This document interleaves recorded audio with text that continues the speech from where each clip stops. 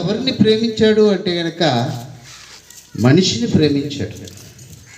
అయితే మనిషి యొక్క హృదయం ఎలా ఉంది అంటే గనక హృదయం అన్నిటికంటే మోసకరమైనది, అది ఘోరమైన వ్యాధికరం. భక్తుడు ఇలా అంటున్నాడు, నేను పాపములో పుట్టినవాడును, పాపములోనే నా తల్లి నాకు జన్మనిచ్చింది అంటున్నాడు.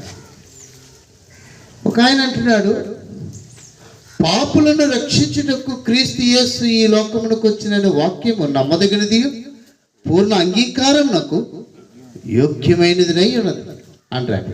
అట్టి వారిలో నేను ప్రధానుడు అన్నాడు.